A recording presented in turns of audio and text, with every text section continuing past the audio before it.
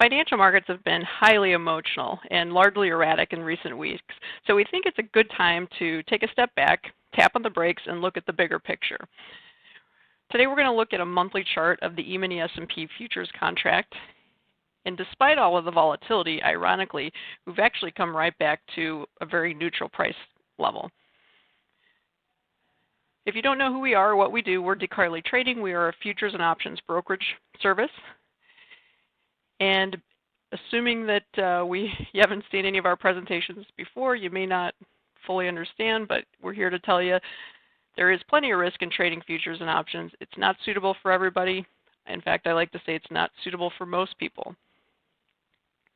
So let's get into the chart.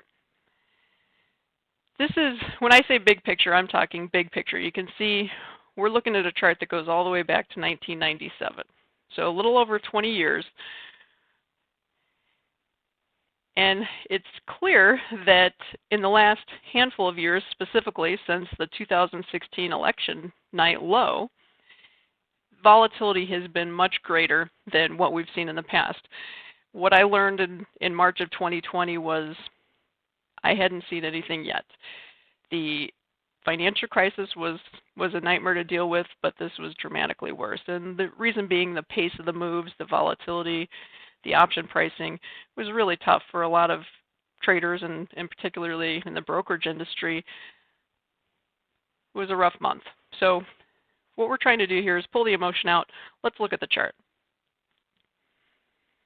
So the first time that we saw prices in this general area, now the S&P right now as I'm speaking is trading somewhere in the 2760, 2800 range. We have a pretty thick band of resistance around 2800. So for us, it feels like in the short run, this is a good place for the market to take a pause, maybe even do some back and fill trading. Now don't confuse back and fill trading with the end of the world. Back and fill in this type of a volatile environment could mean as low as 2400. Even a move down to 2400 in the S&P, and we're talking that's 350, 400 points away, even that would not negate the rally. You can see that if you draw a long-term trend line, which we have been eyeing for years and years, is starting with the November 2000 low, actually I take it back, the March 2009 low, dating through last month, which we melted through like butter. Most people didn't expect that to happen, including myself, but sometimes when markets are emotional in the short run, crazy things happen, and that's exactly what we saw. The market went from being in January and February completely exuberant and irrationally bullish to the complete opposite. On the March lows, we were seeing irrational fear, at least in my opinion, and I think the price action in recent weeks has probably confirmed that. Although we did break below trendline support, we also managed to bounce and close the month above it, and thus far, we're also trading nicely above it. The trendline support low at this point is roughly about 2,500, so keep that in mind.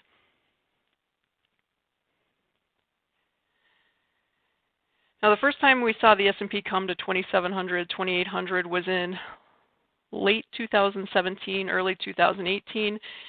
If you recall, the market was pricing in the Trump tax cuts and the regulation cuts and those sorts of things.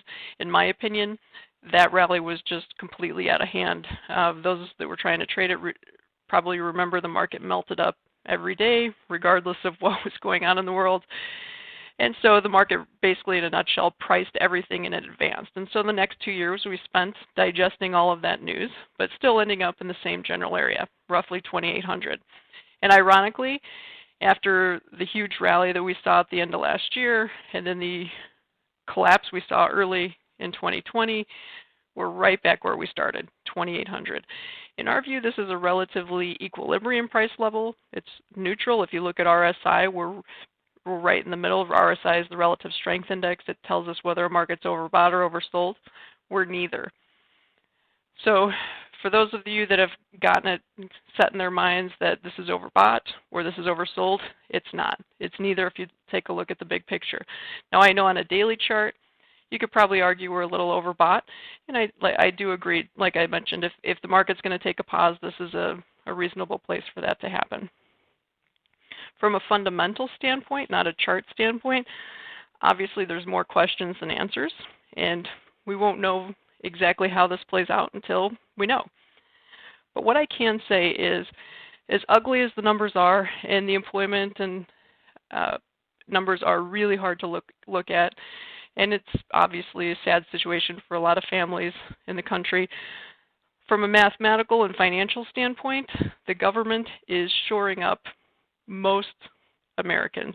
Most Americans that are collecting unemployment are making close to what they made before, or maybe even more.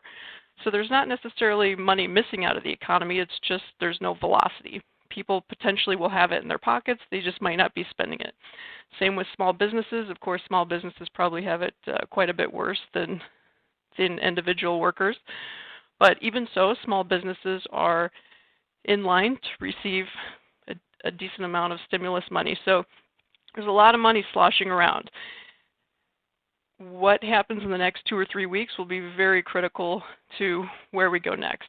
Assuming that the coronavirus situation is reined in and we slowly open our economy back up in the next 2, 3, 4 weeks, I think that there's a really good argument to be made that the market starts to melt up. And believe it or not, it would not be impossible for prices to be in the 3,600 area at the end of the year.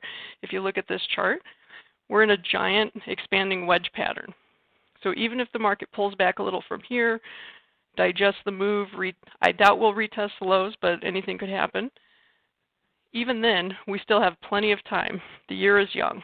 We could go much, much higher, assuming everything works out. Now, let's say that there's a resurgence in the virus, fundamentals fall apart, it could get really, really ugly. In that scenario, we really could be looking at under 2,000 the S&P, maybe somewhere in the 1,800 area. I really don't think that's going to be the case, but we should always be prepared for anything. So with that said, the market is relatively neutral here, probably looking for a little bit of a pause. Behave accordingly. If you are interested in receiving our commentary, we do write commentary a handful of times a week. Our clients receive newsletters. You can sign up for a free newsletter on our website, DeCarleyTrading.com. You can also find educational material on the website, videos, articles, those sorts of things. So if you're interested in learning, you want to see some of the things that we're talking about and doing, visit DeCarleyTrading.com. And if you're looking for ideas on strategies, options, futures, combination of both, how to read COT charts, analyze the markets, that sort of thing, we cover a great deal of information in higher probability commodity trading. And if you decide that futures trading might be for you and you want to give it a shot, again, we're a brokerage service. We'd love to hear from you. DeCarley Trading.